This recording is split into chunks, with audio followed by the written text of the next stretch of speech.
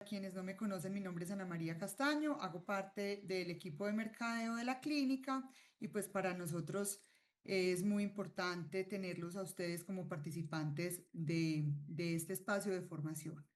Hoy vamos a tener un conversatorio muy interesante titulado Córnea en 3D entre la biología y la geometría, un espacio de ciencia, contactología y cirugía en diálogo. En la noche de hoy nos acompañan las corneólogas doctoras Isabel Cristina Gómez y Eliana Oliveros y los contactólogos doctor Oscar Blanco y Jorge Pérez. Durante esta presentación vamos a dejarles un link, como habitualmente lo hacemos. La idea es que evalúen el contenido que hoy compartimos con ustedes, que también nos dejen sus datos para que puedan adquirir su certificado de asistencia. Y bueno, nuevamente agradecerles a cada uno de ustedes y obviamente pues a quienes nos acompañan como presentadores de este panel de hoy por acompañarnos. Entonces, adelante, doctor Jorge.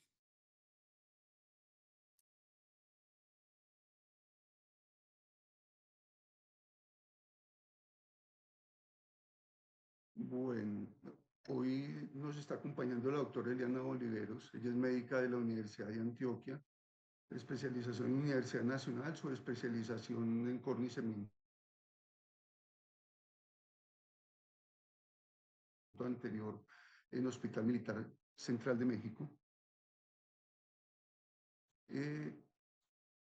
Y la práctica privada la ejerce allí en la Clínica de Oftalmología de San Diego. Perdone, aquí es. La doctora Isabel Cristina Gómez. Perdón, voy a cambiar de audio, que yo veo que aquí hay un problemita. Tranquilo, doctor. Adelante. Aquí, yo creo que me escuchan mejor ahí. Sí, mucho mejor. La doctora Isabel Cristina Gómez, especialización en oftalmología en la Universidad Pontificia Bolivariana. Ella es docente de posgrado de la Universidad Pontificia Bolivariana también, su subespecialidad en córnea y segmento anterior, y la práctica privada en la Clínica Oftalmológica de San Diego y en el Hospital Pablo Tobón Uribe. También nos acompaña el doctor Oscar Blanco García, que es optómetra de la Universidad Santo Tomás, su maestría en Ciencias de la Visión de la Universidad de La Salle. Tiene, a ver aquí, perdón, él, él tiene su diplomado en acreditación en salud, Instituto Colombiano de Normas Técnicas y Certificación, también en investigación en clínica en la Universidad Autónoma de Bucaramanga y en docencia en la Universidad Santo Tomás. Es docente de la Santo Tomás, miembro de ACLI y ACLI, miembro de FEDOCTO y otro montón de cosas. Jorge Pérez, me presento. Mi trabajo en optometría pediátrica, soy contactólogo egresado de la Universidad de La Salle, diplomado en cuidado primario ocular, Fundación del Área Andina y diplomado José por Dirección Científica, Universidad del Bosque y FEDOCTO, y en córnea irregular, pues diversos. Docente de la Universidad, he sido de la Universidad Cooperativa de Colombia y de la Universidad Antonio Nariño, y contactólogo actualmente en la Clínica de Oftalmología de San Diego. Aquí tenemos entonces hoy esas preguntas que muchas veces nos queremos hacer y no las hacemos.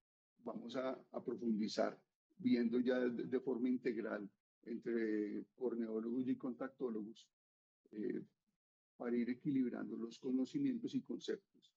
Entonces te dejo el placer. Gracias, doc. Bueno, entonces tenemos varias preguntas en esta sesión de la noche de hoy. La primera es, ¿dónde creen que comienza realmente el queratocono? ¿En la biomecánica corneal, en la genética o en la epigenética ambiental? Esta sería entonces una pregunta para que nuestros cuatro panelistas contesten. Adelante, ¿quién quiere empezar? Las damas primero, por ejemplo, las doctoras, doctora Yo Eliana, por ejemplo. empiezo pues. Bueno, pues yo creo que es un conjunto como de todos los aspectos que acaban de mencionar. Evidentemente hay algunos pacientes que tienen una herencia en su familia que cuando está presente se ha visto que puede estar pues en los familiares entre un 8 un 10% de los parientes pues del paciente afectado, pero definitivamente si no hay un factor corneal biomecánico que esté alterado, o sea, que en esa herencia pues las estructuras corneales tengan una deficiencia, pues probablemente no vaya a haber cambios si no hay a su vez factores ambientales como las conjuntivitis alérgicas o pacientes que sean frotadores crónicos, aunque no tengan alergia, por ejemplo, por movimientos estereotipados o por blefaritis u otras alteraciones de la superficie ocular. Tal es el caso de pacientes como que tienen síndrome de Down o que tengan pues un autismo que también pues tienden a tocarse más los ojos, que todo eso reunido puede hacer pues que se presente el queratocono. Y en esta parte estructural, pues por supuesto hay enfermedades del colágeno que están muy bien documentadas, que están relacionadas a la aparición de queratocono, por ejemplo, como el Ehlers-Danlos, em, y otras patologías pues del colágeno como tal. Entonces yo creo que sí es una unión de todo, pero el factor que yo he visto en mi consulta más importante es el rascado ocular, el frote ocular. Ese es como el más importante. Doctora Isabel Cristina, que nos cuenta. Bueno, no, realmente pues estoy de acuerdo con lo que acaba de decir Eliana.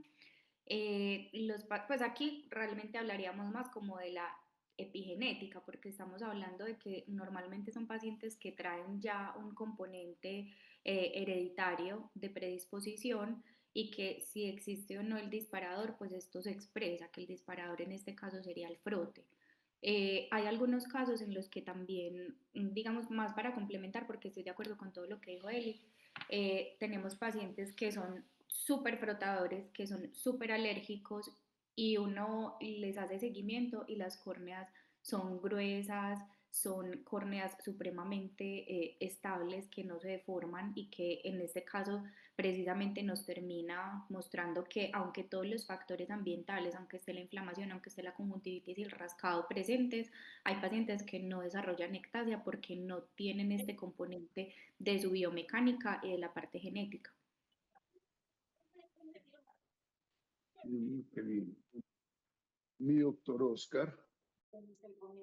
Yo concuerdo también con la doctora Isabel. A mí me parece que tiene más fuerza el componente genético y eso lo puede mostrar precisamente lo que acaba de decir la doctora Gómez, que vemos casos donde las personas se frotan demasiado, pero no desarrollan una ectasia. Entonces eso nos hace pensar que definitivamente la persona que viene con su carga genética es una córnea delgada que ante el menor trauma crónico del frotado, pues va a ser el componente que lo estalle o lo explota o lo exacerbe y empiece a avanzar. Entonces, obviamente es un conjunto de todo lo medioambiental, pero pienso que el valor más importante es el componente genético sin dejar la parte medioambiental a un lado. Gracias, doctor.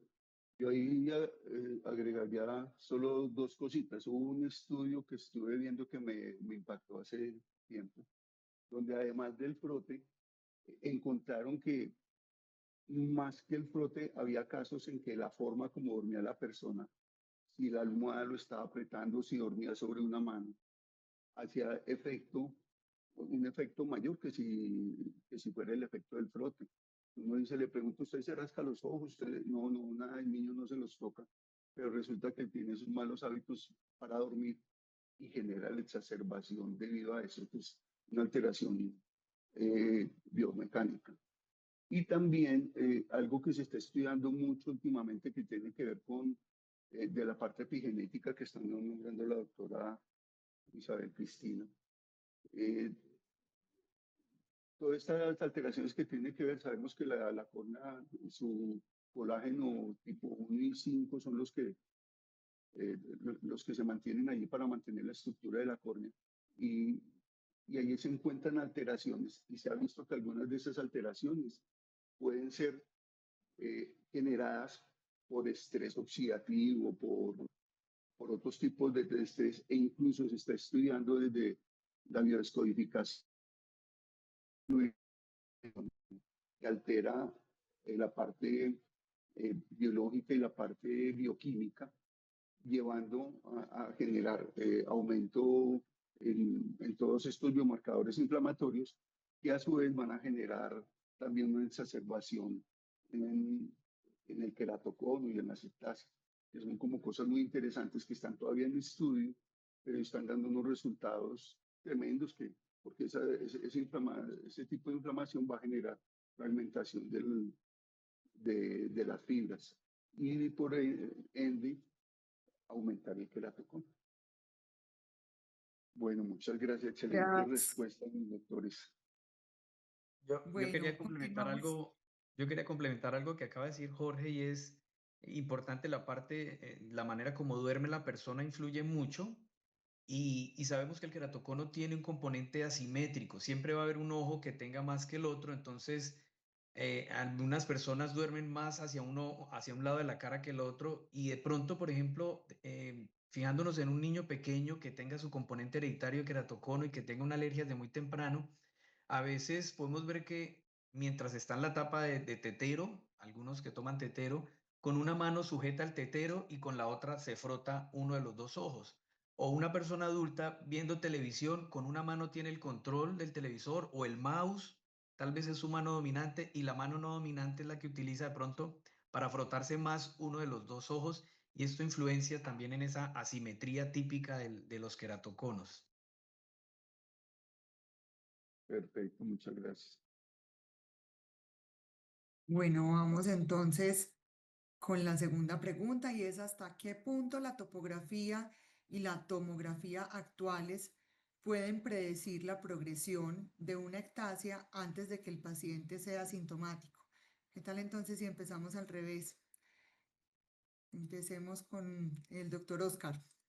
Bueno, predecir, difícil, pero sí nos dan patrones o nos identifican condiciones que empiezan a salirse de lo normal, siempre y cuando estemos utilizando instrumentos adecuados. Entonces, sabemos que existen topografías que son netamente de superficie, es decir, que valoran solo cara anterior. Cuando la manifestación llega a la cara anterior, ya ha pasado por un estado muy temprano en la cara posterior de la córnea y si solo nos basamos en equipos de superficie anterior, topógrafos de reflexión, podemos pasar por alto.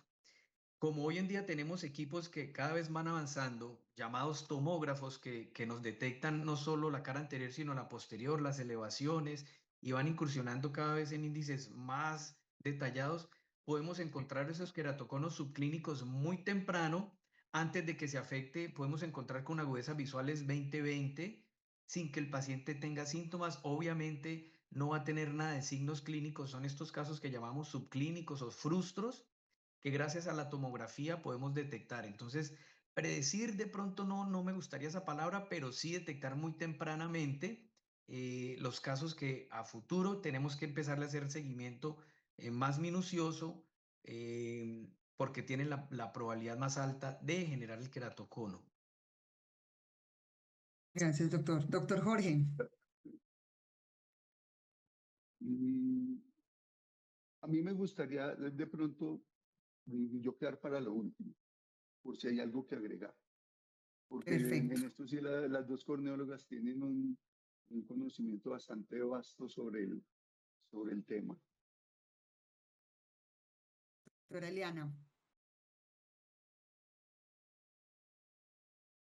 Bueno, yo creo que adicional a lo que dijo el doctor Oscar, pues definitivamente los pacientes nos están llegando de forma más temprana a las consultas, primero porque se están realizando más campañas de tamización visual en los niños.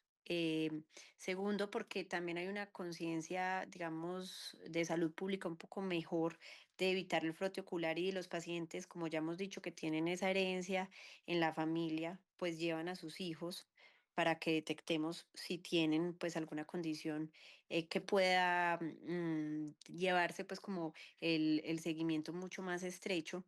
También tenemos más facilidad en el sistema de salud para realizar exámenes de forma más periódica y eso a su vez hace pues que los podamos detectar, como bien dijo el doctor, de forma mucho más temprana y no cuando ya tienen pues síntomas clínicos de mala visión.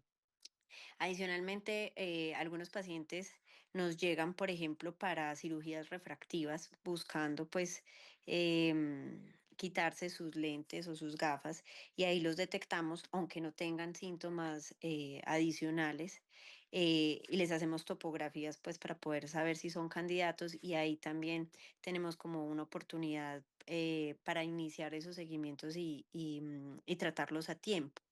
Y los equipos, pues también ya tienen software mucho mejores que están también asociados a inteligencia artificial, que también nos han ayudado en esa detección muchísimo más a tiempo y hacer pues comparativos respecto a antes, pues que era de una manera como más, digamos, la manual.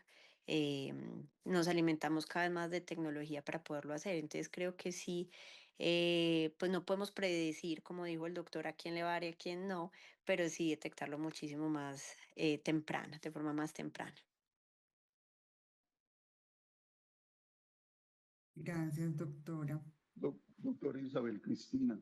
Bueno, de la parte de topografía, pues definitivamente no tiene como un punto para hacer diagnóstico temprano, porque la topografía como tal, pues al no tener datos de elevación de cara posterior, solamente de curvatura anterior, no nos va a mostrar realmente de manera temprana, sino solamente cuando el paciente ya ha tenido cambios importantes de la superficie anterior. Entonces, realmente los tomógrafos serían los que vienen a ser útiles para el diagnóstico temprano.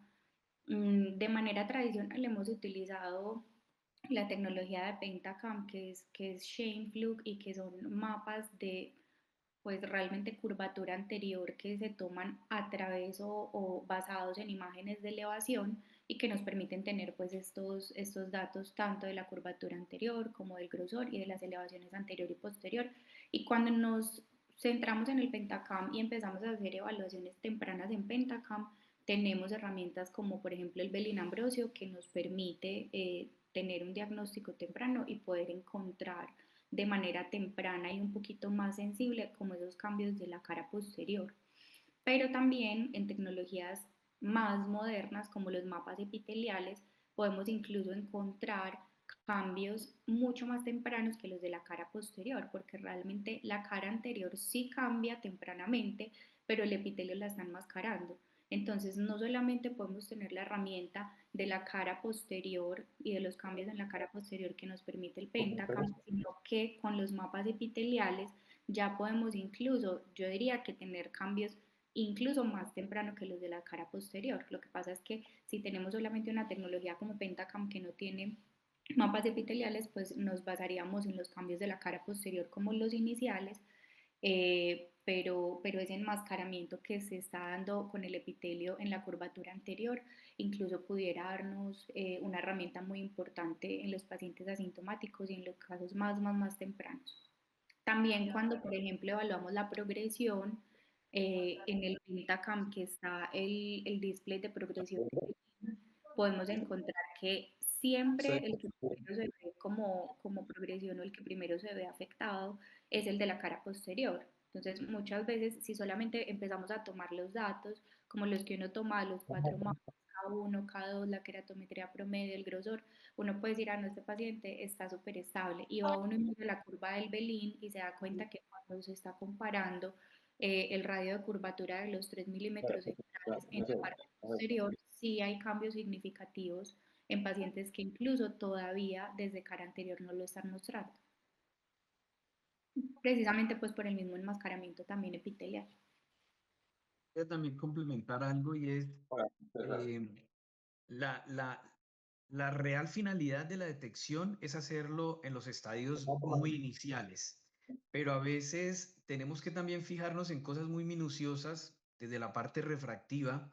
Por ejemplo, cuando encontramos personas que no llegan al 20/20, pueden que tengan un 20/20 menos, no es un 20/20 perfecto ni pleno que lo lean con gran rapidez, o un 20/25, pero a veces decimos, no, fórmula, gafas y lo veo en 1 año o 2 años, pero a veces no omitimos los ejes oblicuos, la inclinación de los ejes. Entonces hay algo en el keratocono que de sus inicios le llamamos verticalización, y es decir, cuando comparamos fórmulas en el tiempo que iniciaron en 0 y luego subieron a 10 grados y luego subieron a 15 grados, o para el otro lado, desde 180, luego 170, 160, estas verticalizaciones a veces no sé, se pasan por alto y nos están indicando que está pasando algo irregular.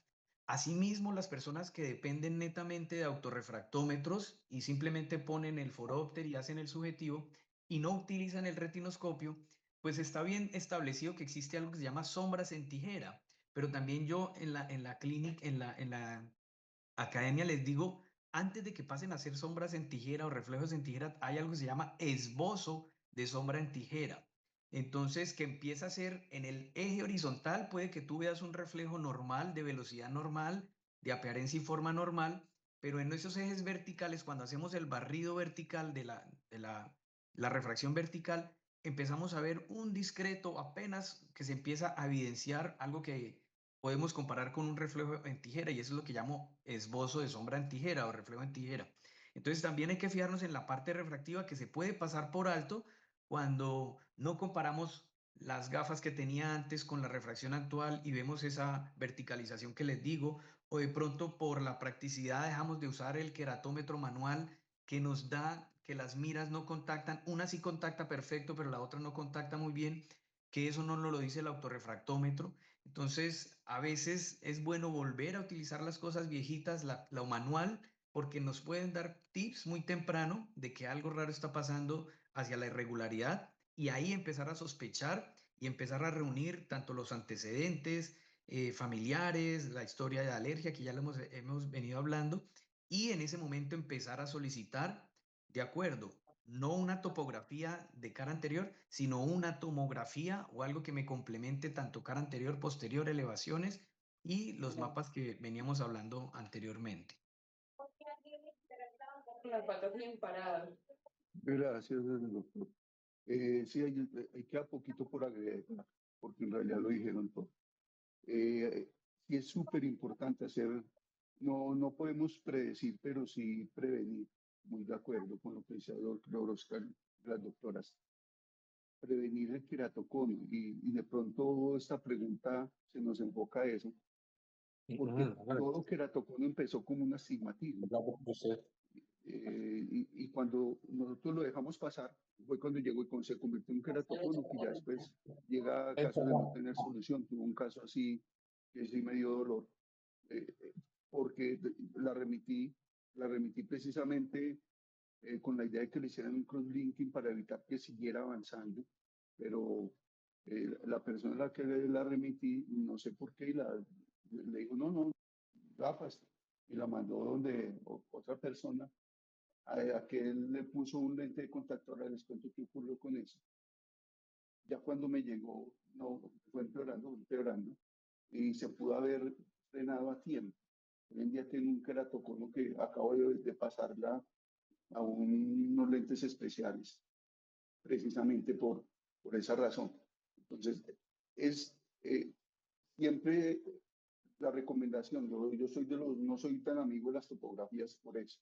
Yo siempre recomiendo una tomografía, un Pentacam, o sea, una inteligencia artificial que tiene una cantidad de datos, hay una información previa almacenada que nos va a ayudar a diferenciar, y hay una cantidad de índices y cosas que nos ayudan solo a evaluar el percentil, el perfil paquimétrico, si hay algún adelgazamiento, no, bueno, una cantidad de detallitos que nos van a mostrar tanto cara anterior y posterior. Desde allí podemos ver incluso los que hacemos ortoqueratología. Es clave no topografía, es hacerle Pentacam primero, porque a veces cuando empezamos a incidir en una córnea que de pronto tiene una tendencia, una alteración y adelgazamiento, podemos desencadenar un queratocono por una descompensación.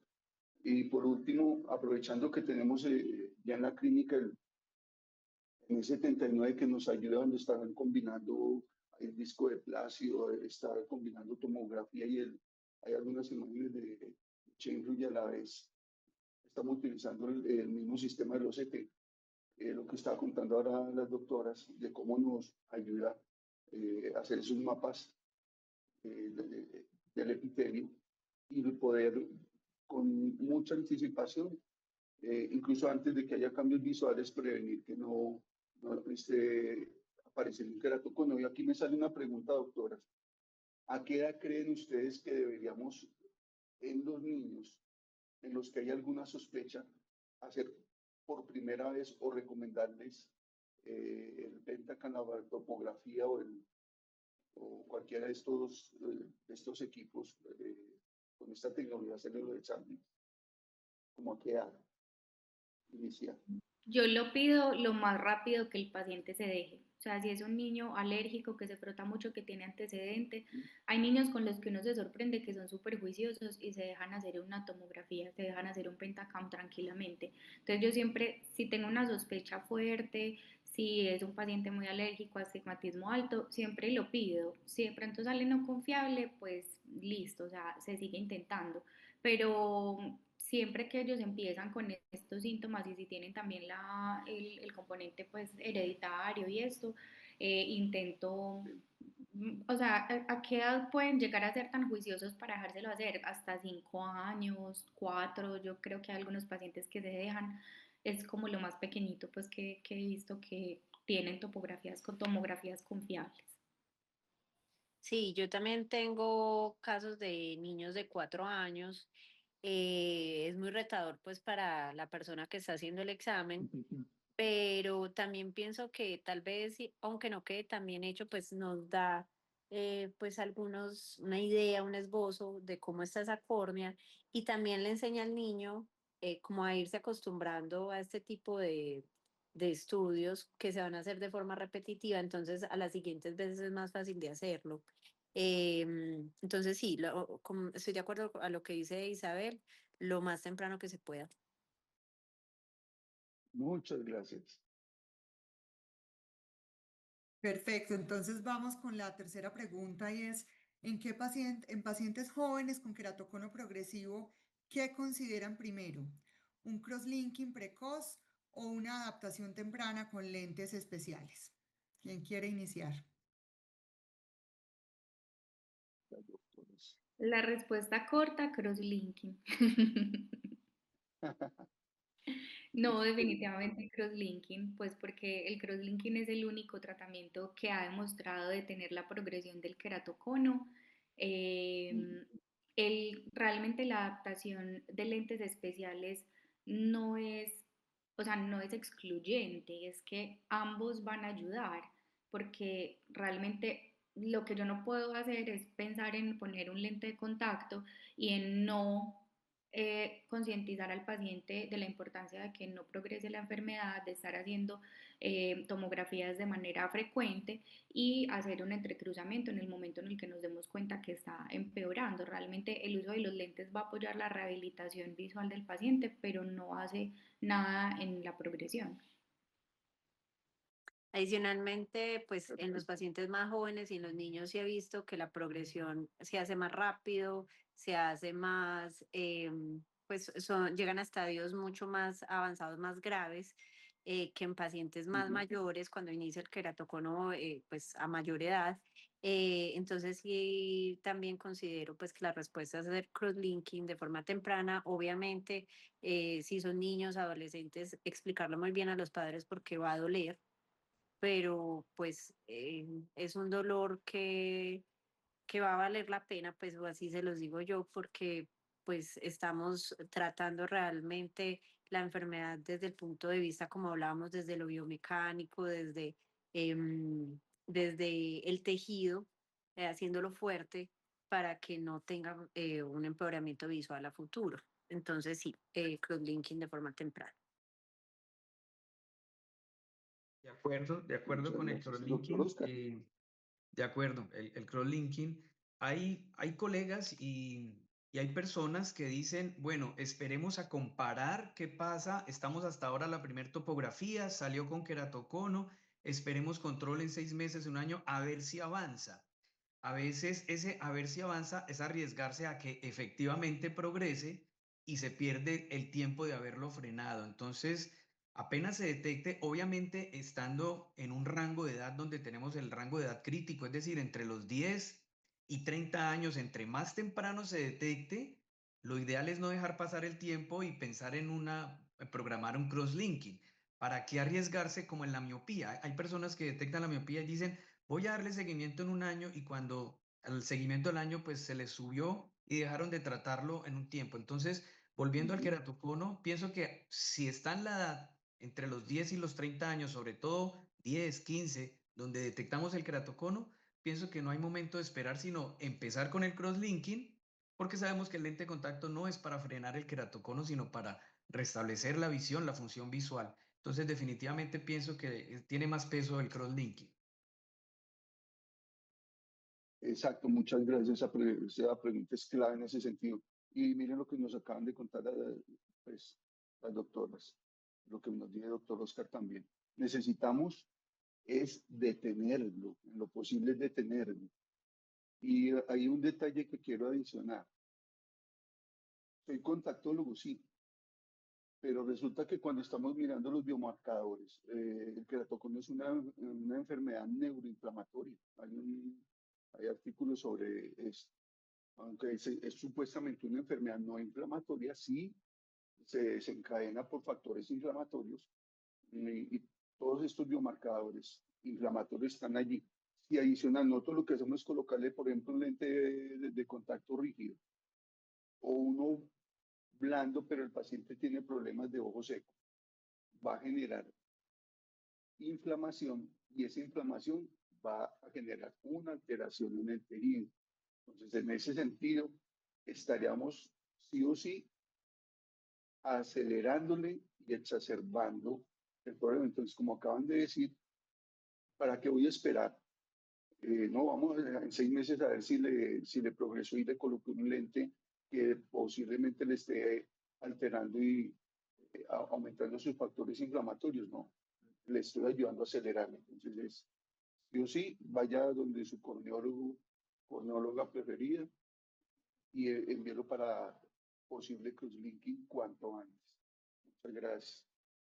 Doctor Jorge, acá nos preguntan en el chat qué criterios tienen en cuenta para realizar el crosslinking. Ese es para las doctoras. Ellas son las indicadas. En el seguimiento tenemos en cuenta varios factores, como hablábamos ahorita, del Pentacam, de la parte de los 4 mapas. Hay algo muy importante que es la queratometría más plana, la queratometría más curva, el valor del cilindro, también el aumento del equivalente esférico en el tiempo.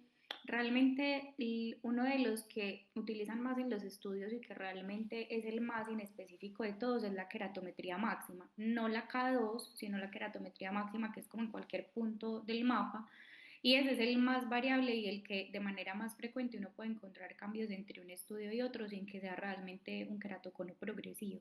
Entonces, más queratometría más plana, más curva, el valor del cilindro, la queratometría promedio, y como les decía ahorita, el índice de progresión de Belin es muy útil porque nos habla de qué tanto ha progresado. No sé si de pronto puedo compartir pantalla, que yo tenía por acá como Claro. una diapositiva que hablaba de este índice de progresión. Isa, y la paquimetría, que ahí te Ah, sí, faltó cuando va adelgazando. correcto.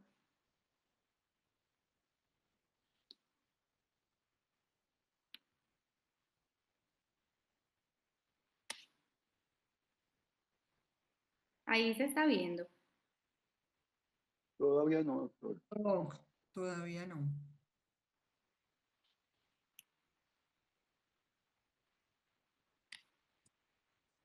A ver, miremos la última. Compartir.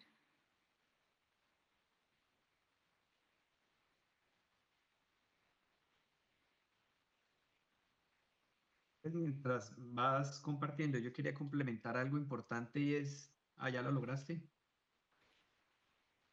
Dale, pero dale tranquilo. Te iba a decir, hay algo muy importante y es hacer uso de los mapas comparativos.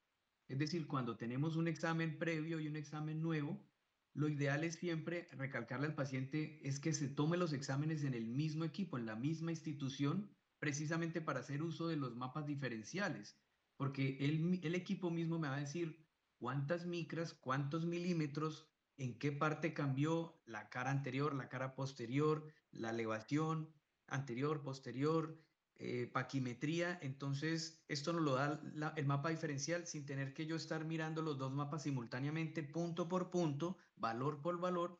El equipo me lo puede sacar de una vez. Entonces, a veces yo les digo, es muy importante que se matricule en una institución y si te tomaste un examen, la idea es repetirlo en ese mismo equipo para poder hacer esos mapas diferenciales. Es verdad.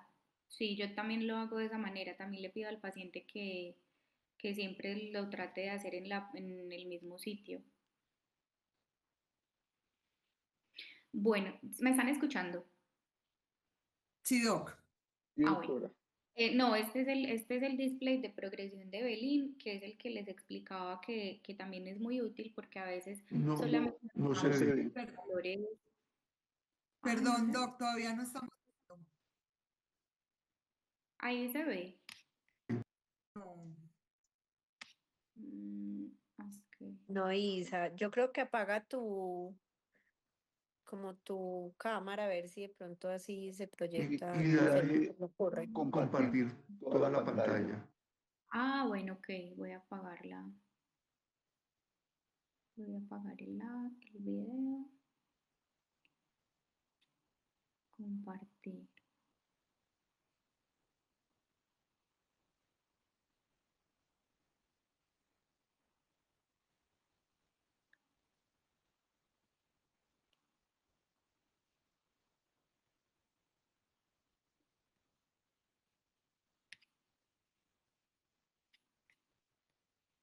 No, no sé por qué Eso ahí no sí, me... ahí te estaba dando.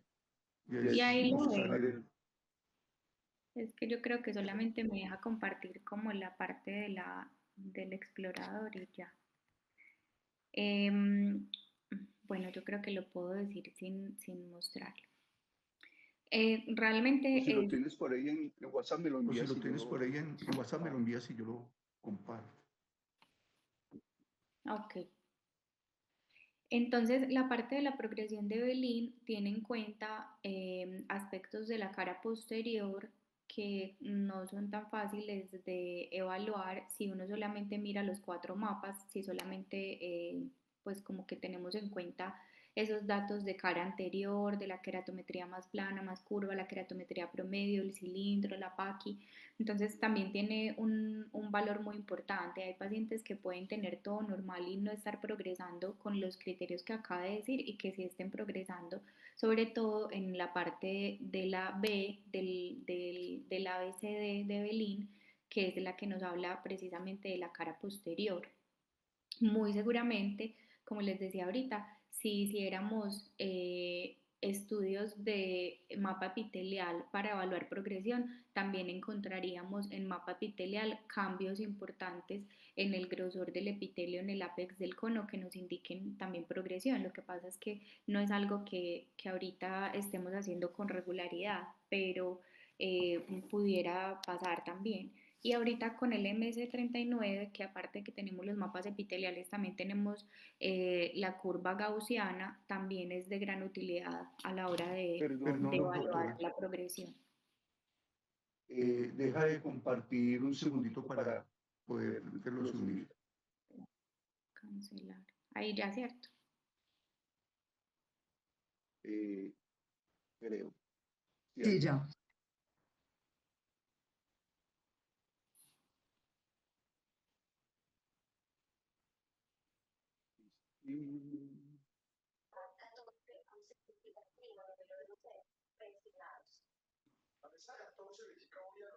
Es la 4.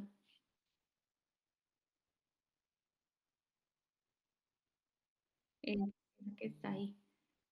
Entonces, ese es el display que en algunas ocasiones no lo imprimen o no lo suben y es importante siempre pedir y mirarlo. Normalmente en lo que nos basamos es un solo criterio, sea curvatura anterior, posterior, la paquimetría, la D pues realmente es la agudeza visual del paciente, por eso ahí no sale porque uno la puede ingresar directamente en el equipo si el paciente en el momento de realizarse el examen pues uno lo agrega a la agudeza visual, aparecería ahí también la D. Em, pero entonces un solo criterio que tenga una variabilidad mayor al 95% o dos parámetros que esté con una variabilidad mayor al 80% nos estaría indicando también progresión. Y ahí ese tiene Ok. una que dice la cara anterior, pero es la cara posterior. Realmente lo que, pues el gran valor que tiene del Belín.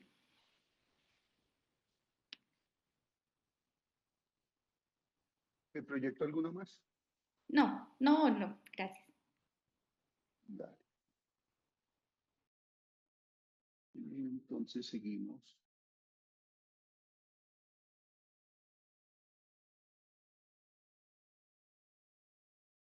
Bien.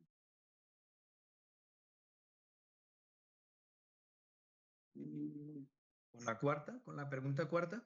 no se ve. No, Doc, no se Espérame, ve. se quedó allí. Espérate, cierro eso entonces.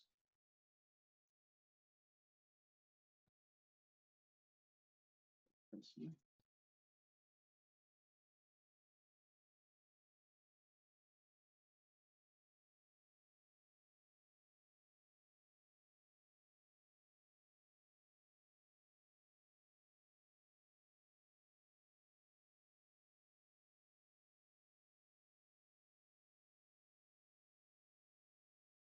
Ahí ya vemos pantalla. Perfecto. Entonces, vamos a continuar con la siguiente pregunta y es, ¿cómo cambia la elección de un lente escleral cuando la córnea ya ha recibido un crosslinking o incluso un trasplante lamelar?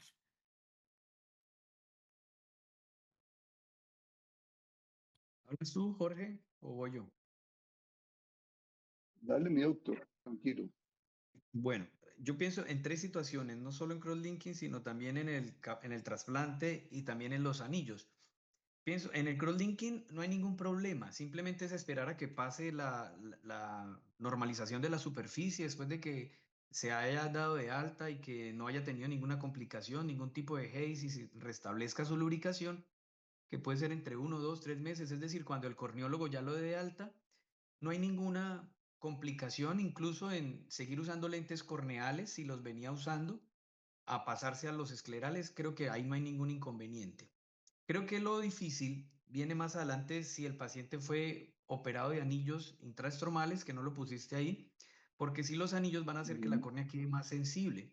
Entonces, en la práctica vemos que hay pacientes que venían usando lentes corneales, optaron por hacerse anillos y después, si quedó un residual, volver a utilizar los lentes corneales es bastante difícil y nos toca pasarnos al lente escleral porque la córnea, como les decía, ha quedado bastante sensible o de pronto puede quedar un anillo un poco superficial que nos complica la adaptación del lente de contacto por el roce, por el toque. Entonces, preferiblemente pasarse al escleral.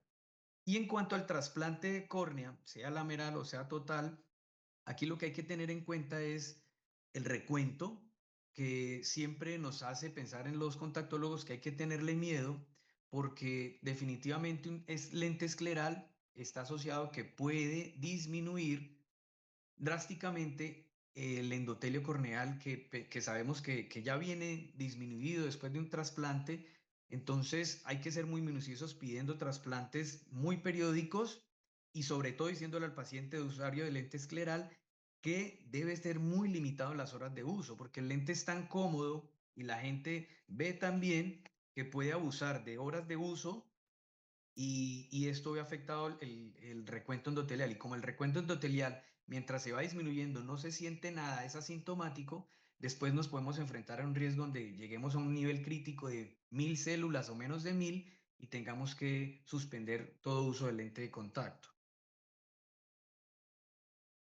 Gracias. Yo aquí quería agregar algo antes de que sigan las doctoras. Es en la pregunta, porque esto nos interesa tanto a optómetras como a contactólogos y también a especialistas en córneas, especialistas. Más que cómo cambia la elección del lente según el criterio ya médico. ¿En qué momento, después de un crosslinking, que sea posible que ya inicie este proceso cuando el paciente lo requiera? ¿Cuánto tiempo después, doctoras? En trasplante lamelar, como mencionaba Oscar, de los anillos interstromales y en los casos de crosslinking.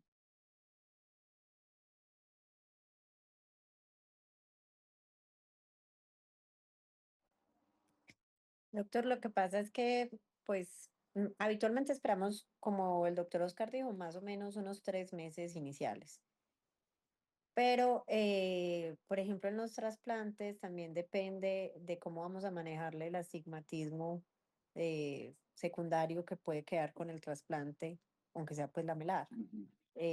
Lamelar anterior, pues, estamos hablando, ¿cierto? Ok. Em, eh, Porque, por ejemplo, si tenemos suturas, entonces toca esperar a retirar las suturas para saber hacer las topografías, ir quitando las suturas según esas topografías, etcétera. eh, Puede tardarse más. Si es solamente por un crosslinking, pues como bien dijo el doctor, depende si tiene un haze. De hecho, pues podemos también a veces, que esa es otra de las preguntas que tenemos, asociarnos el uso de lentes especiales para poner medicamentos y mejorar superficie, mejorar pues condiciones estromales. Pero yo diría que sobre todo después de un crosslinking, los 3 primeros meses, después de los primeros 3 meses posoperatorios. Gracias. Doctor Isabel Cristina, ¿algo que agregar? No, estoy de acuerdo. Si yo ya sé que voy a hacer un crosslinking y después del crosslinking lo que sigue es el lente, 3 meses después que ya haya tenido la córnea, pues como el remodelamiento epitelial, la cicatrización, todo normal. Pero en los otros casos, cuando yo ya sepa que el paciente no necesita nada más, o sea, realmente es como que yo estoy tranquilo y sé que el paciente no necesita otro procedimiento, que no voy a hacer nada diferente que le vaya a cambiar la curvatura. Yo quería hacer una acotación.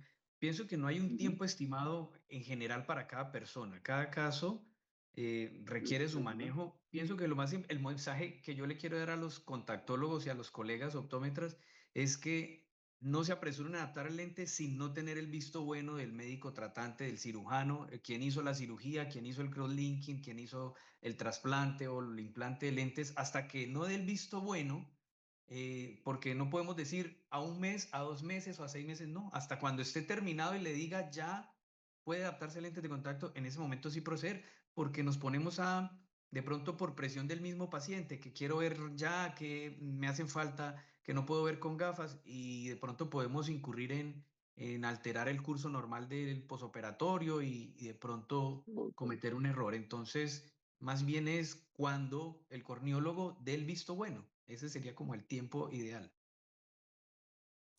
Y yo quiero hacer Total. otra anotación. Ujú. A veces también nos encontramos, no sé si le ha pasado a Isa, del otro lado, que el paciente entonces no va a ir para lentes de contacto rápido, pero necesita algo para ver mientras tanto. Y también me he encontrado que no le hacen su formulación de gafas, pues porque todavía está en proceso de cicatrización. Y eso es cierto, pero hay que desembalar al paciente mientras tanto. Entonces, yo les explico que se intente hacer unas gafas, pues temporales o que después se puedan cambiar, pues tal vez no invertirle tanto dinero a esas gafas iniciales, pero sí tener el apoyo por parte de ustedes para poder tener algo mientras tanto. Sí, muchas gracias. Ahí es tan importante esa parte, o sea, yo donde es súper importante que estemos trabajando hombro a hombro con la corneóloga, el corneólogo. Por- Porque es que hasta que no se dé el visto bueno, no puede uno arrancar a hacer nada. Mire que uno escucha a veces, bueno, hicieron su queratoplastia Y desde la parte nuestra, sin preguntar, se dice, no, esperemos al año o un poco más. No, a veces sí ha tocado casos de algunos que a los 6 meses, cuando aún tiene esos puntos y se le coloca el lente de apoyo escleral, de pronto en un diámetro mayor, pero cuando el especialista le dio el visto bueno, le dio vía libre. No, si se puede, en todo caso vamos a seguir retirando puntos, se va a demorar mucho, va bien, pero usted necesita mejorar su calidad de vida. Tiene un ojo funcional, por ejemplo, ¿cómo lo vamos a dejar con una gafa que no le sirve? Entonces, cada caso es tan diferente.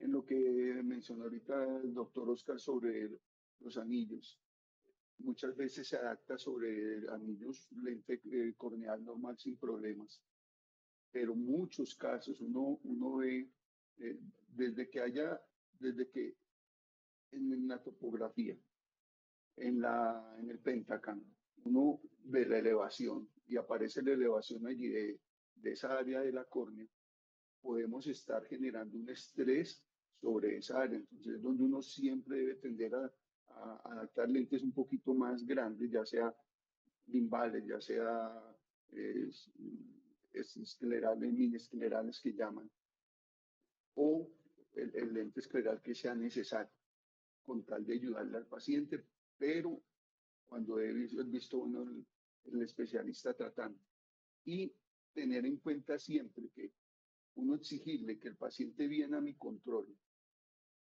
y uno como está sintiendo también, listo, no vuelve, vino al año, a los 2 años y no vuelve a visitar a su especialista. Viene obligatoriamente y también, y uno debe ser el que lo mismo que se hace con las miopías, debe ir a su retinólogo, debe ir a su oftalmólogo. Muchas gracias.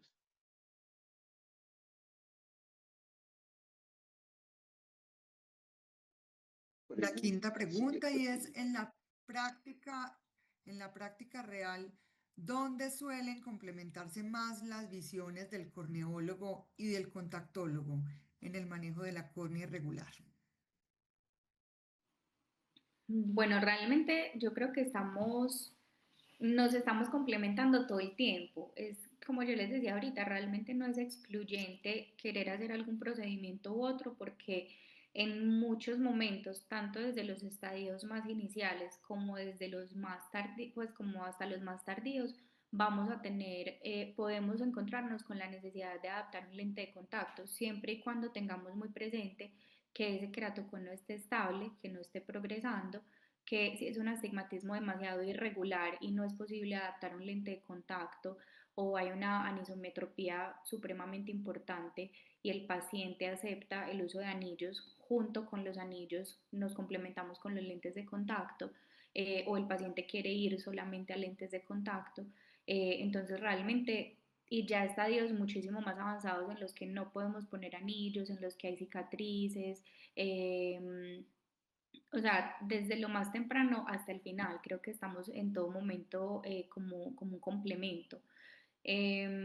Tal vez incluso en las córneas que no son tan irregulares y que mejoran con gafas o con lentes de contacto, podemos encontrarnos incluso anisometropías importantes que necesita el paciente utilizar lentes de contacto y tener también un apoyo importante porque no cualquier tipo de lente le sirve.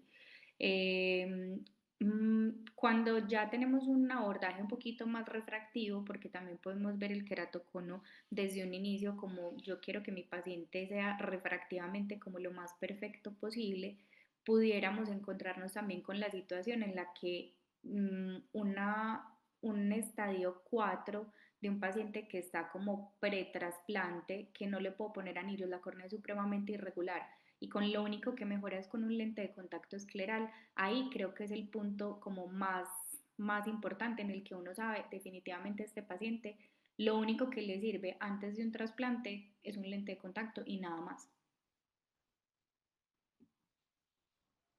Creo también Gracias. que en pacientes que tienen aberraciones de alto orden que no pueden ser corregidas con las gafas, inclusive no se pueden corregir con cirugía, es un apoyo muy importante y eso disminuye bastante la calidad de la visión de los pacientes con queratocono. Entonces también puede estar un paciente viendo, digamos, con una aceptable visión en cantidad visual, pero en calidad visual no tan buena y puede no ser la córnea más irregular, como dice Isa, y tener ese apoyo de los lentes. Yo un apunte que Doctor quiero Oscar. hacer es, eh, definitivamente en todo momento, tanto en casos tempranos, moderados como avanzados, y en todas las edades. Lo que yo quería decirle a mis colegas desde la optometría es, busquemos trabajar en equipo. De pronto, hay muchas personas que ven el paciente y no lo remito a oftalmólogo, pero lo dejamos en el aire. O sea, busquemos una institución o una persona en particular con el cual podemos trabajar de la mano, que yo le pueda decir, mis pacientes que salen de glaucoma se los voy a remitir a esta persona, mis pacientes que salen de queratocono se los voy a remitir a esta persona. Y visiten a esa persona, presenten, se les diga, venga, yo quiero trabajar con usted, tengo estos pacientes, y creen la relación, una relación de uno a uno, donde yo veo al paciente, lo remito, espero que me lo contrarremita, pero es importante crear esas relaciones tanto para todas las patologías, para todas las situaciones. En este momento, hablando del ejemplo de queratocono, les puse el ejemplo de glaucoma, entonces busquemos un glaucomatólogo, hagamos la relación, yo voy a pedir, bueno, volviendo al queratocono, entonces, de pronto si hice una relación con un corneólogo de una institución, busquemos pedir el topógrafo que a esa persona le sirve, porque nada sirve hacerle gastar de pronto dinero de manera particular, donde una topografía, pero no es la topografía que le sirve para hacer la cirugía, para guiarse al corneólogo que le va a hacer X o Y tratamiento. Entonces, si trabajamos de la mano con una institución, con una o dos personas específicas y nos conocemos y sabemos qué topografía le gusta, qué equipos le gusta manejar, pues de cierta manera estamos beneficiando al paciente en hacerle ganar tiempo y no hacerle perder dinero, como les decía, tomándose exámenes en otros lados que después tenga que volver a repetir con el corneólogo que la va a tratar. Muchas gracias. Sí, no, y agrego algo también allí. Es tan importante la relación de los demás especialistas, porque ambos nos ayudamos. Muchas veces me han remitido pacientes solamente para hacer la prueba y ver si hay alguna mejoría, porque hay casos de que una mejoría debe simplemente una línea. El paciente, ¿para qué le vamos a colocar un lente? Si no le sirve sino un lente, por ejemplo, de apoyo escleral o un lente híbrido, por decir alguna cosa. Pero no mejora sin una línea y no hay mejoría de ningún otro tipo. ¿Para qué vamos a...? Pero eso no se sabe hasta el momento en que está el lente puesto. Incluso a veces se le hacen las interferometrías al paciente para mirar qué tanta agudeza visual logra, pero la ganancia visual no se conoce muchas veces hasta que no se le colocó el lente y se le corrigió al máximo. Ahora la doctora estaba mencionando lo de las aberraciones de alto orden.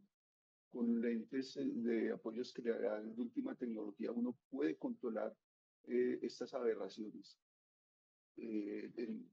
Dependiendo de la excentricidad allí de la corna, pero si usted no logró mejorar adecuadamente, pues no justifica. También ocurre lo contrario. La otra vez me llegó una hora que estaban hablando de las miopías altas, una señora de 30 y algo años. Nunca en la vida le habían puesto lente de contacto en un ojo, creo que tenía menos 18 o algo así, y el otro era una miopía como un 4, bajita. Que no, porque el otro ojo no estaba ambliope y no recuperaba visión. Yo le dije, ¿qué le hice? Dije, pongamos lente. Y es un lente normal, está rango y ya. Ahora, compare la visión, cómo está sin. Mejoraba, póngale 2 líneas, 3 líneas apenas. Pero esta señora conducía moto, era su trabajo diario en moto. Y ahí vio la cantidad de campo visual que le recuperó con solo usar su lente. Mire que se necesita a veces hacer la prueba para lograr complementar lo que se quiere hacer. Y aquí sí es clave lo que están diciendo. Unir incluso, ahora que estabas mencionando de tener como la familiaridad con un determinados especialistas, porque a veces le remite uno caso, en estos días hubo algo, una parte que es más dentro de lo emocional y de cosas que estaba viendo el paciente y que me remitieron a mí. Y se puede contar con la familiaridad de ese especialista, decirle, vea, mire, pasa esto, pasa lo otro, solucionémosle por acá, que haya esa familiaridad para que haya una comunicación total y lograr el resultado ideal para ese paciente. Bueno, muchas gracias. Bueno, Preguntas, continuamos pero con sí, la sí, tenemos. siguiente pregunta. Vamos con la siguiente pregunta y es, ¿podemos hablar hoy de medicina de precisión corneal? ¿Cómo personalizan ustedes la decisión entre cirugía, lente intraocular, lente escleral o híbrido?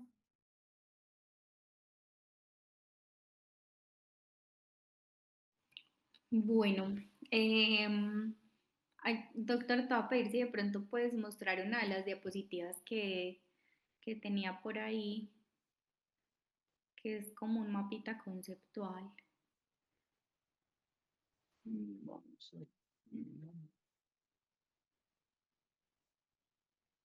a ver si ya voy a abrir.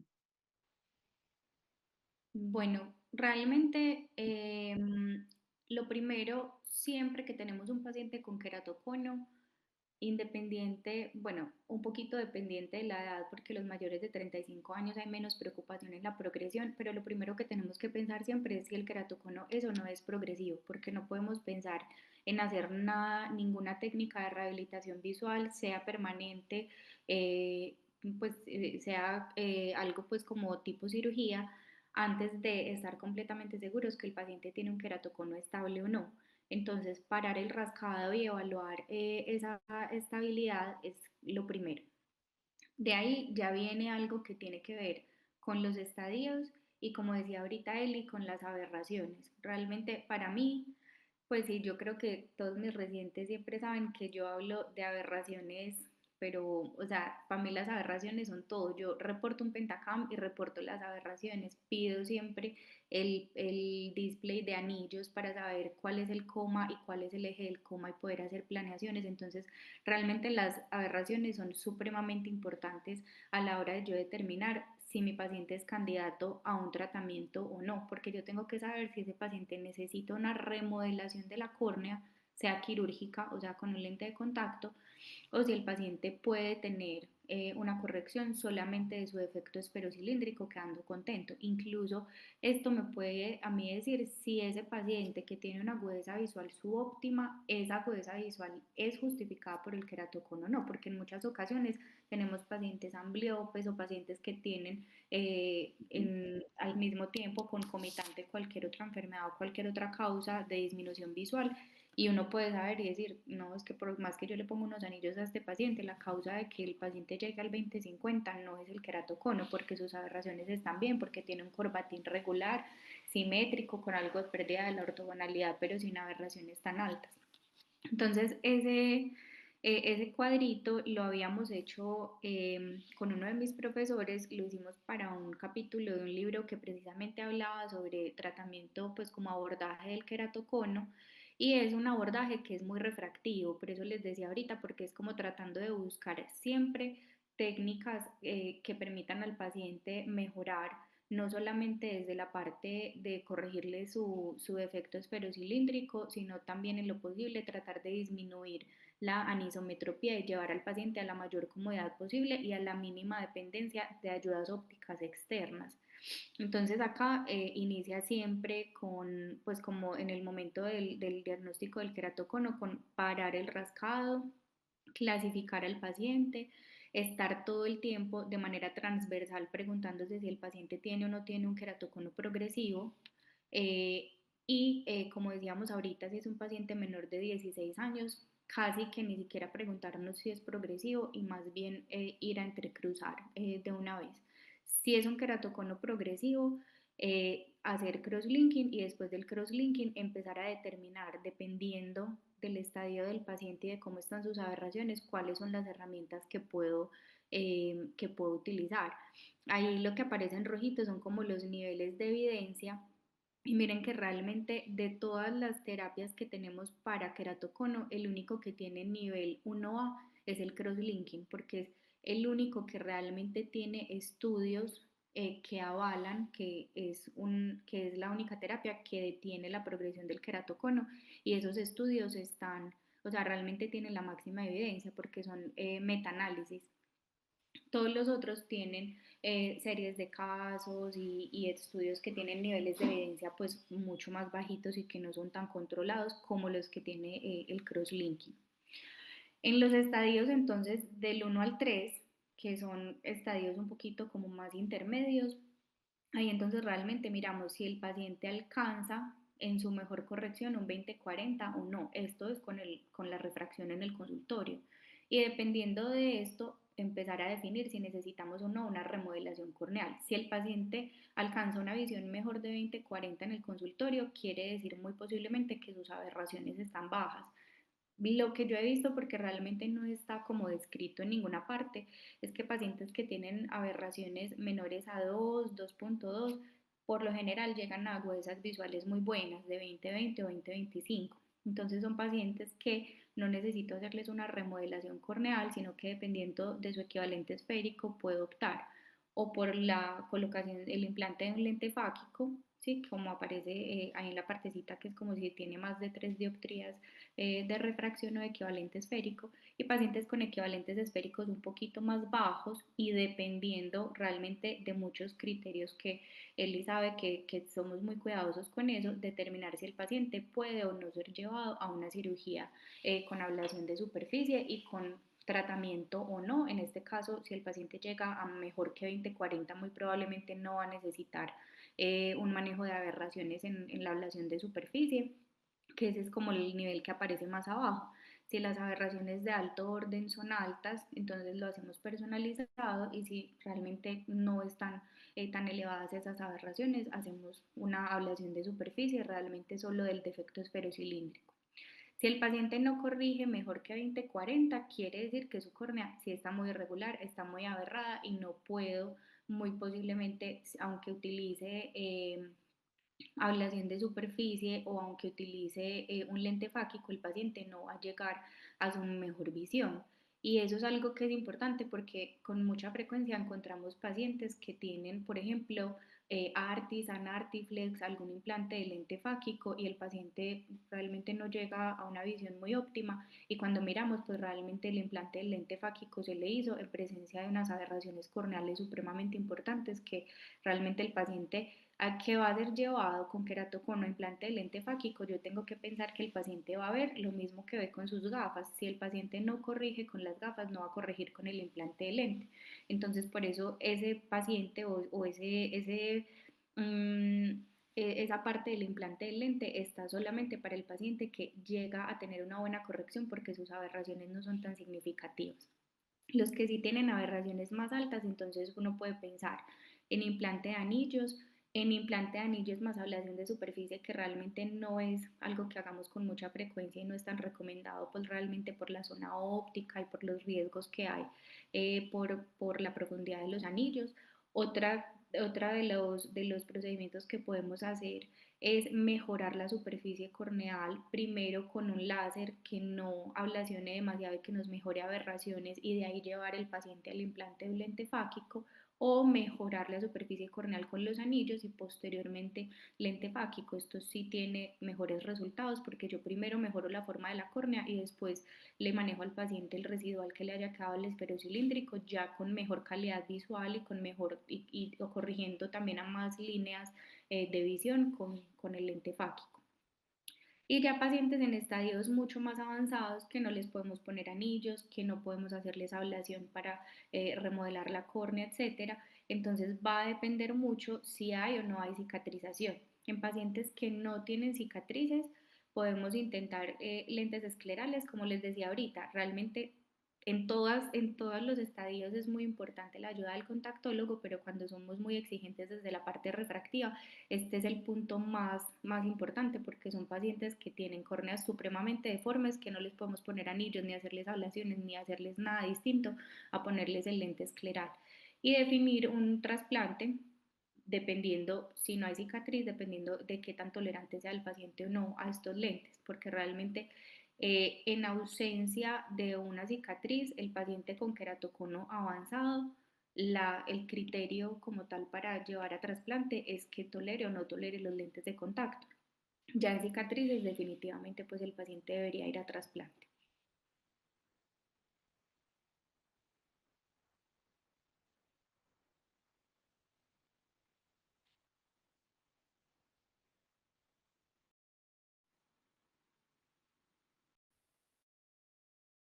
Muchas Eh, gracias, doctora. yo quería decir algo, bueno, claro que Diga, complementando, que es netamente del área de la oftalmología, su especialista en córnea, pues todo el abordaje que dice la doctora Isabel. De pronto complementando, cuando hablas, la pregunta dice precisión corneal. Lo único que quería acotar acá o recalcar es, desde hace unos 5 años tal vez para acá, están evolucionando ya los lentes esclerales a los cuales se les puede imprimir o contemplar guiados por aberrometría. Así como cuando en los años 2000 iniciando empezó a ser el boom de la cirugía refractiva guiada por aberrometría, pues tenían la desventaja que si de pronto algo fallaba y no quedaba bien, podían era empeorar las aberraciones que se querían mejorar. En este caso, la ventaja de los lentes esclerales que se le puede imprimir la aberración es que podemos modificarla y podemos en varios momentos o en varios lentes llegar hasta el punto ideal. Esto es una tecnología que hasta ahora está saliendo, pero es muy prometedora porque cuando se compara la visión de un lente escleral de talla convencional, que es los que hemos manejado desde hace muchos años, a los nuevos lentes guiados por aberrometría, hay una mejoría significativa porque contempla el descentramiento pupilar, el capa del paciente, el descentramiento mismo del lente. Entonces podemos incrementar y lograr con más precisión mejorar la agudeza visual de estos pacientes o no tanto la agudeza visual, sino las aberraciones en sí, que es lo que más nos interesa. muchas gracias, doctor.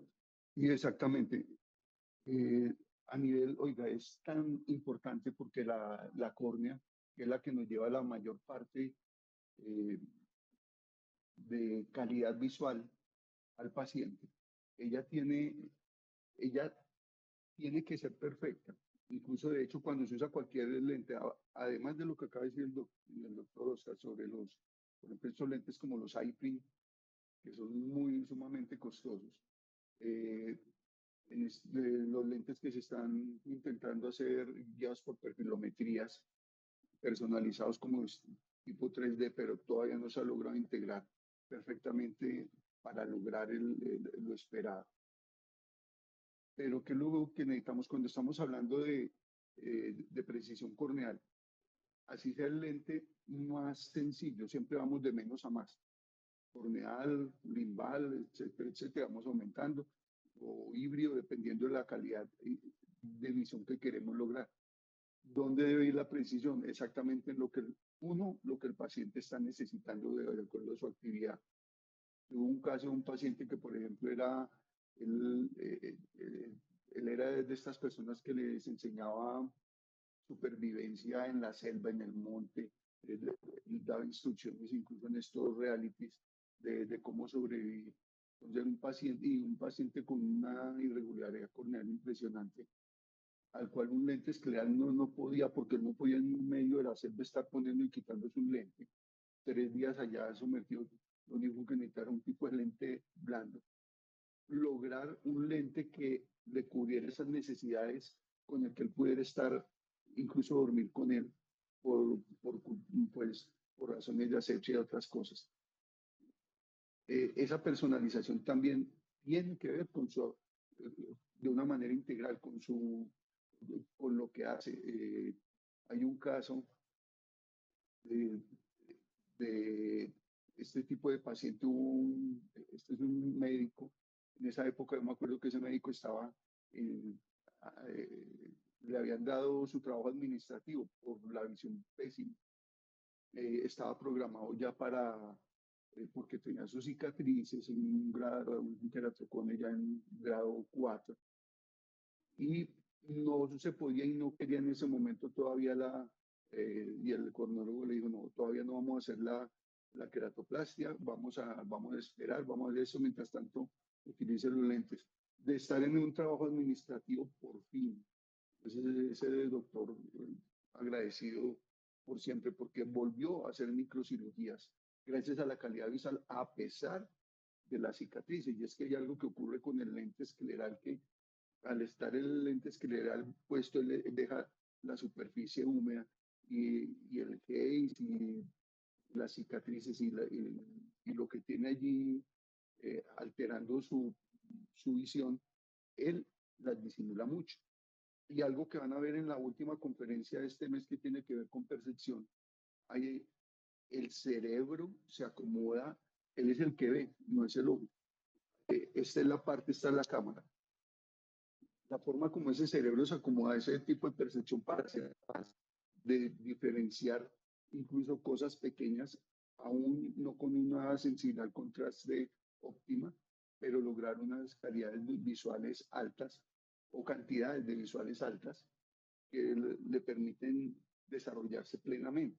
Entonces, a ese punto nos toca incluso llegar a personalizar esos lentes con base en OCT o con cualquiera de las técnicas que haya para llevarlo a dar esa calidad visual que necesitan, incluyendo siempre lo que acaban de mencionar, eh, lograr disminuir al máximo las aberraciones. Y para eso hay mucha tecnología, por eso no se puede casar uno con solo un tipo de lente de contacto o con una sola fábrica. Está esto evolucionando demasiado y es una forma tremendamente valiosa para lograr cambiarle la vida a los pacientes. Y aquí llegamos a nuestra pregunta número 7 y última. Bueno, entonces, basados en en la evidencia o en la práctica clínica, ¿qué opinan del uso de medicamentos o fórmulas magistrales en el reservorio de los lentes de apoyo escleral? Con esta pregunta terminamos.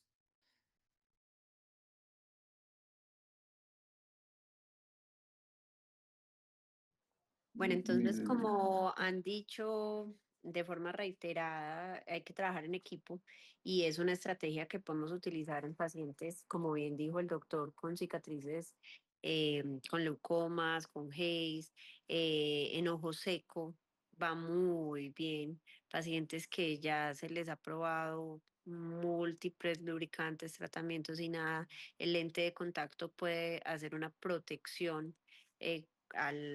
Como al ambiente, a la desecación, pero adicionalmente puedo poner el lubricante en el reservorio o inclusive suero autólogo en el reservorio y van muy bien. Restaurar bastante la superficie corneal, pacientes con neovascularización, también los hemos tenido en conjunto y hemos tenido pues muy buenos resultados y pues la evidencia lo avala pues como tal.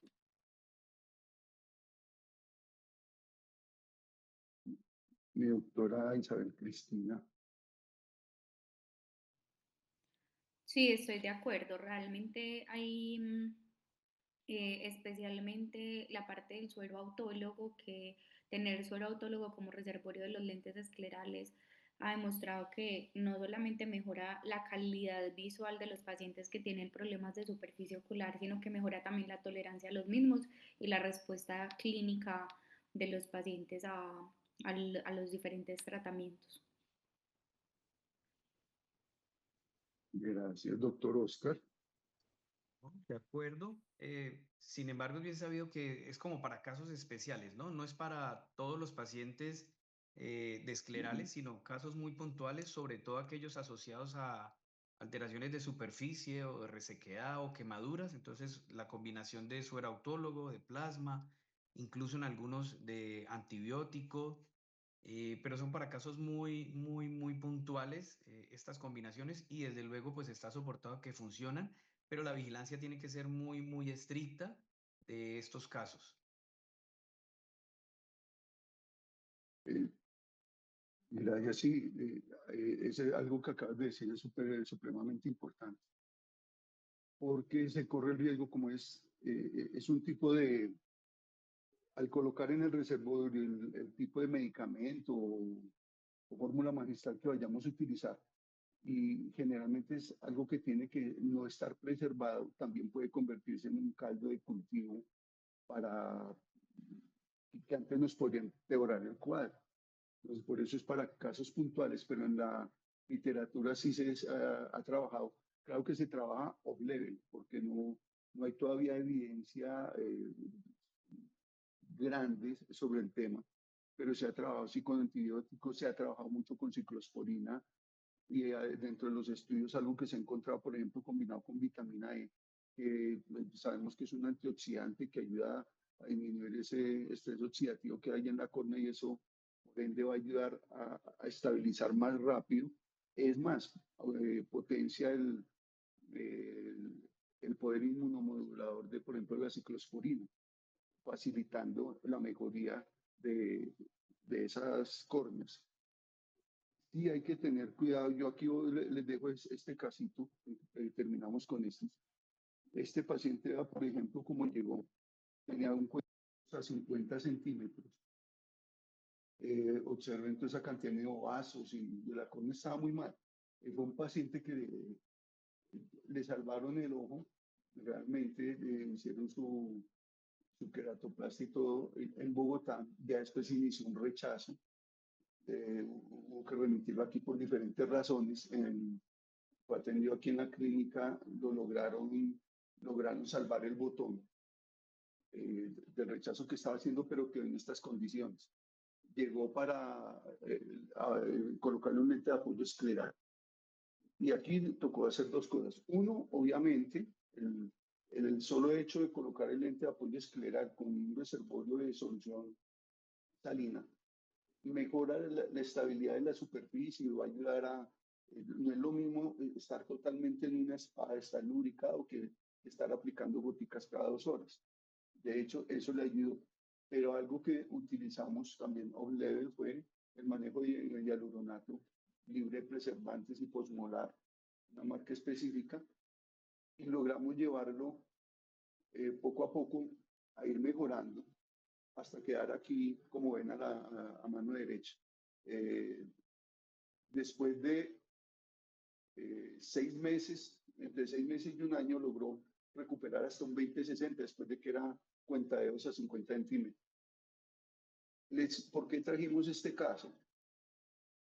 Resulta que este paciente no volvió a la clínica, lo remitieron a otro lugar y allí empezaron a aplicarle en el reservorio, utilizaba su hialuronato, le formularon otra marca con un hialuronato que tiene un preservante que es BAC. Sabemos que es citotóxico y al estar sumergido en el reservorio todo el tiempo, nos llevó para atrás la córnea, llegó ya con unas pequeñas cicatrices, con unos infiltrados, etcétera, etcétera. Nos retrocedió casi daño el caso. Por esta razón, primero, él no volvió con un año sin control ni nada, donde esto era escalonado, que había que retirarle su hialuronato del reservorio. Es más, si se usa, eso es un tip, si se usa solo hialuronato, llenando el lente, él al ser más viscoso va a disminuir el flujo de oxígeno hacia la córnea. Entonces, un cuadro que al inicio nos ayuda a recuperar y regenerar más rápido, después nos puede también llevar a una hipoxia. Por esa razón, debe ser diluido y de acuerdo al cuadro irlo mejorando, pero de manera personalizada. De pronto, por eso no hay tanta investigación sobre todo este tipo de medicamentos. ¿Sí? Pero queríamos traer eso precisamente para tener en cuenta que, como esto no es un laboratorio, el ojito del paciente, debemos pensar cosas sobre él, debe ser guiados por su corneóloga, su corneólogo y su contactólogo de la mano, y más aún, tener como un récord de ese paciente para hacer un seguimiento.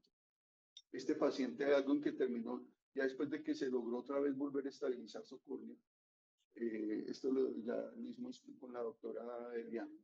Ella, la córnea no quedó tan irregular, su agudo visual, obviamente prefería estar sin lente escleral, no estar poniendo y quitando, y se logró un buen resultado colocando un lente intraocular.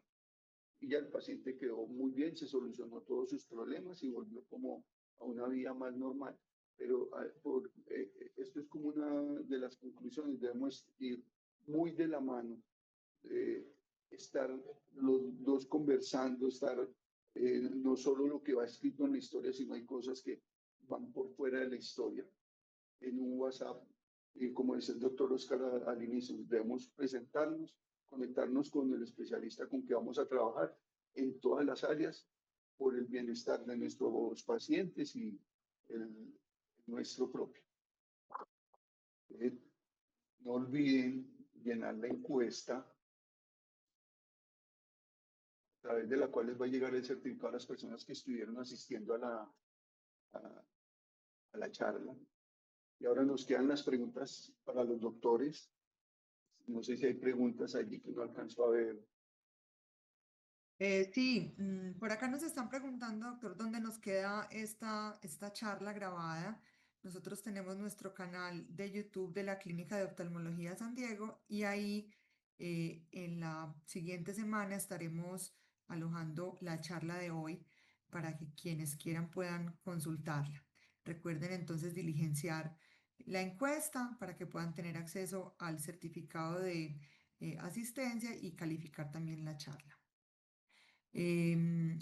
No sé quienes tengan preguntas para que prendan sus micrófonos.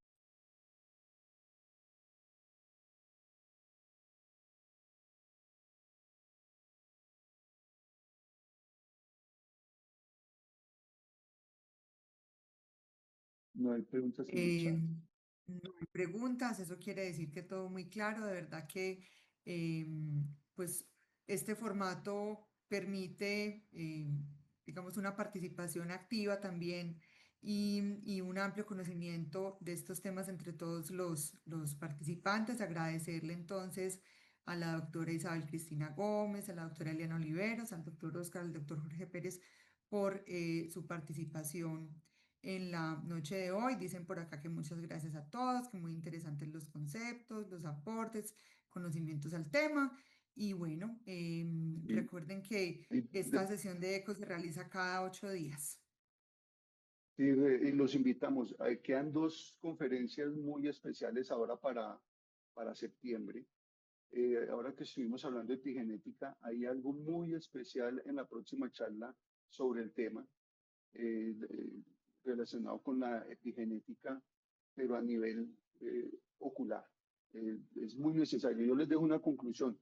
La genética establece la predisposición. La epigenética modula esa predisposición, ¿sí? Y la biomecánica manifiesta la enfermedad. Debemos integrarlas, conocer un poquito de cada uno de los temas para saber qué es lo mejor y de pronto la única forma de a dónde va a llegar nuestro paciente. Y la última conferencia que tenemos en este mes va dirigida, es interesantísima, es la percepción y de otra forma de ver, y donde vamos a entender por qué un paciente que vemos, por ejemplo, con una monovisión después de una cirugía refractiva, que debía estar viendo la agudeza visual de un ojo 20 y la otra su 20-20, y de cerca al contrario, ¿por qué razón se integra y usted, a pesar de que tiene un -2, el paciente no ve 20-200, sino ve, por ejemplo, un 20-40 en el ojo operado, en los ojos, el que es para cerca? Y así muchas cosas que están relacionadas con la percepción y de lo que vimos hoy, muchas de las razones por las cuales estos pacienticos con queratocono que tienen ustedes le ven unas fórmulas impresionantes y lo pone a leer y le logra un 20-40 con unos estimativos, una irregularidad impresionante. Allí vamos a encontrar muchas de esas respuestas. Muchas gracias. No, por ahí están preguntando que cuál es la razón por qué los lentes esclerales afectan el recuento.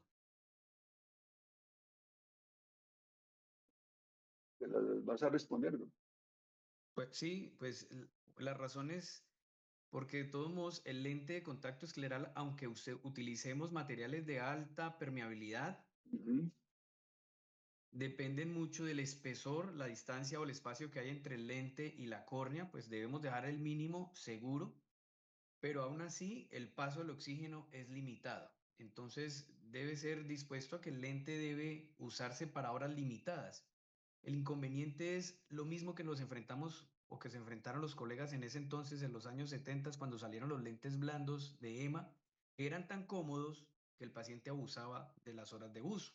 Los lentes esclerales asimismo pueden llegar a ser tan cómodos, sobre todo cuando alguien ha usado un lente corneal y se pasa a la tecnología del escleral, cambia drásticamente su vida en cuanto al confort, que a veces abusa de las horas de uso del lente y esto nos trae como consecuencias. Por eso es mandatorio, sobre todo en trasplantes de córnea, porque es que una persona con trasplante ya viene per se con un recuento muy bajo, en todo el acto quirúrgico se le van a salir, se le van a morir varias células, entonces hay que actuar con mucha delicadeza, no es solo adaptar el lente y hacerle seguimiento, sino también pedir de rutina un recuento endoteliar para no tener una sorpresa de generar un rechazo o generar la necesidad de luego un trasplante de córnea secundaria a una hipoxia crónica por el uso excesivo del lente escleral.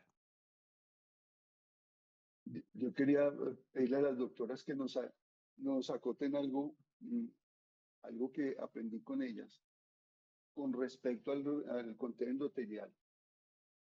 Porque nosotros sí, de 1000 para abajo decimos no se puede adaptar un lente de 1000, 1200 hacia abajo, no se debería adaptar un lente de apoyo escleral. Porque en ciertos casos sí, ella se los aprendí a ellas.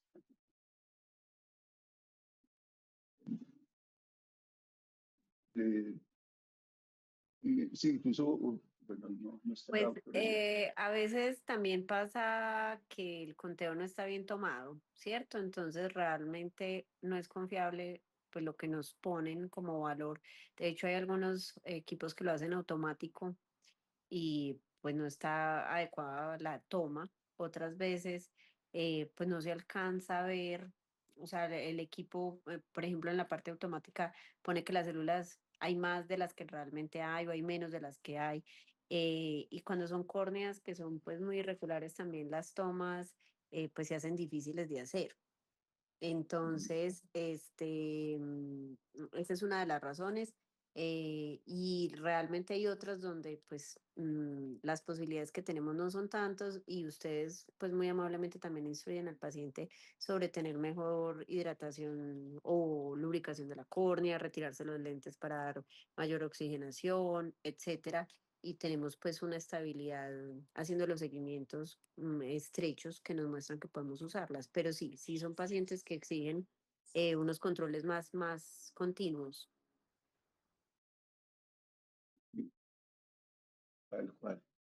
Sí, incluso en estos casos hay pacienticos que requieren hacerle el seguimiento cada 3 meses. Y por ejemplo, si tuvimos que adaptarle un lente porque sin ellos no puede ver y está en el límite, ahí tiene que estar de la mano de su corneólogo y estarse revisando probablemente su microscopía especular cada 3 meses.